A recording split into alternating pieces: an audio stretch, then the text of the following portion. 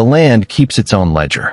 It records every seed dropped, every fence mended, every quiet promise a man makes to himself when no one else is listening.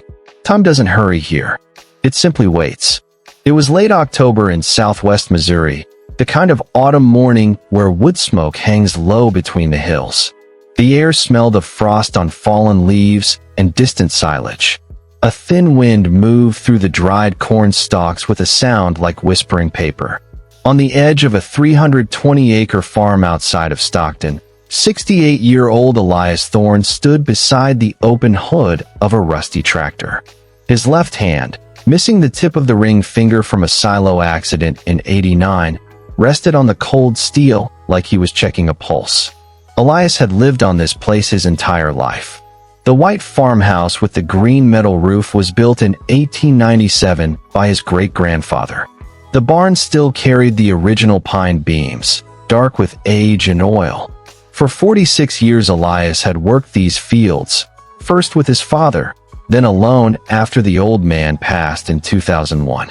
He lost his wife, Ruth, to cancer in 2014. Their only son moved to Kansas City for warehouse work and rarely came home. People around the county knew Elias as the man who kept things running long after they should have been scrapped. He drove an old Massey Ferguson 65 that most folks had written off a decade earlier. The tractor sat out behind the machine shed since 2011. Its paint faded to a dull orange red, tires cracked, hood pocked with rust. For 12 straight years Elias worked on it in the evenings and on rainy days. He never explained why. He just worked. Neighbors would drive by, slow down, and shake their heads. "That old fool's still messing with that dead tractor," they'd say at the co-op. He heard the jokes. He never answered them.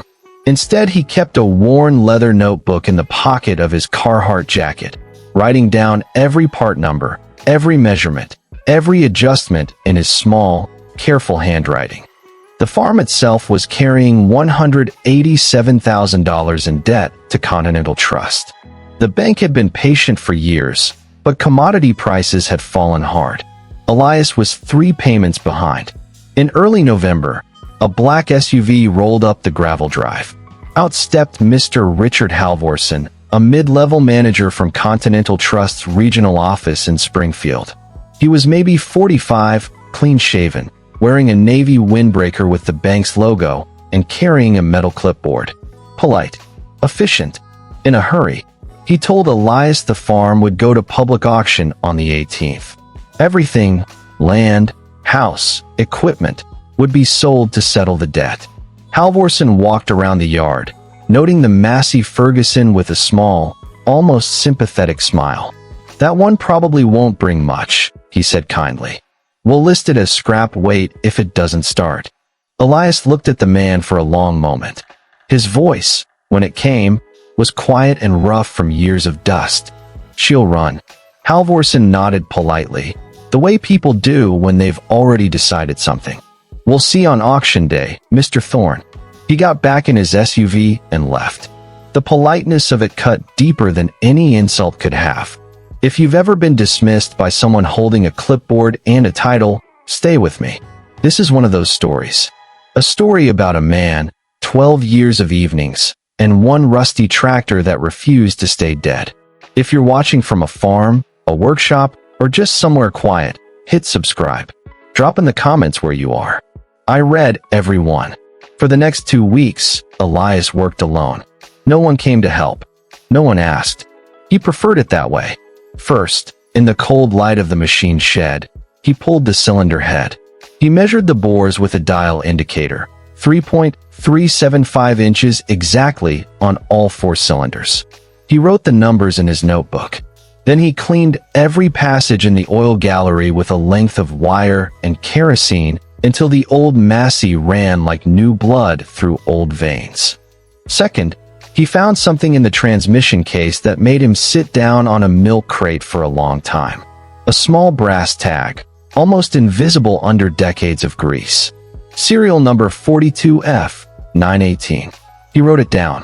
Then he walked to the house, made a phone call to a man he knew in Iowa who collected vintage tractors, and asked one question.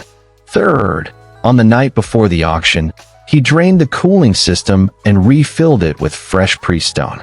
He adjusted the carburetor until the engine idled at 650 revolutions per minute, smooth as a sewing machine. He didn't smile. He simply closed the notebook, put it in his jacket, and stood listening to the old Massey tick as it cooled in the darkness. Auction day arrived cold and bright. About 40 people gathered near the barn. Halvorson from the bank stood with the auctioneer. A circuit court judge named Harlan Whitaker was also present. Standard procedure for a court-ordered sale on a contested property. They started with smaller items. Then the equipment. When they reached the Massey Ferguson, the auctioneer gave it a half-hearted description. 1950s vintage tractor, condition unknown. Bidding started at $800. Elias stood off to the side, hands in his pockets. Someone called out, "Does it even run?" Before the auctioneer could answer, Elias walked over, climbed into the seat, and turned the key. The old Massey fired on the first turn, settling into that deep, steady rumble that only well-cared-for vintage iron makes. He let it warm for 30 seconds, then shut it off. The crowd grew quiet. Judge Whitaker stepped forward. "Mr. Thorne, how long have you been working on this tractor?" 12 years, Elias said. The judge asked to see the notebook. Elias handed it over without hesitation. Judge Whitaker flipped through the pages, hundreds of careful entries, measurements, part numbers, dates. Then the judge made a phone call right there in the yard. 10 minutes later, he looked at Halvorson. "Mr. Halvorson, this tractor is a 1952 Massey Ferguson 65 prototype with factory experimental components. One of only 17 known to exist. The collector market values restored examples between $68,000 and $92,000. The silence that followed was complete. Halvorson's face changed. The auctioneer lowered his gavel. The tractor sold for $74,500 that morning.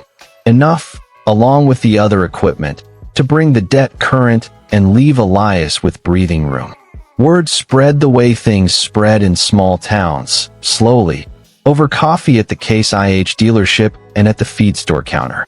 Some of the same men who had joked about Elias and his dead tractor for 12 years now nodded at him differently when they passed. No grand apologies, just quieter greetings. A few asked to see the notebook. Elias paid Continental Trust every penny owed. He kept the farm. He kept the house built in 1897. And he kept the Massey Ferguson parked under the shed with a canvas cover over it. He still works on things. Still writes in the notebook. Still walks the same fields at first light.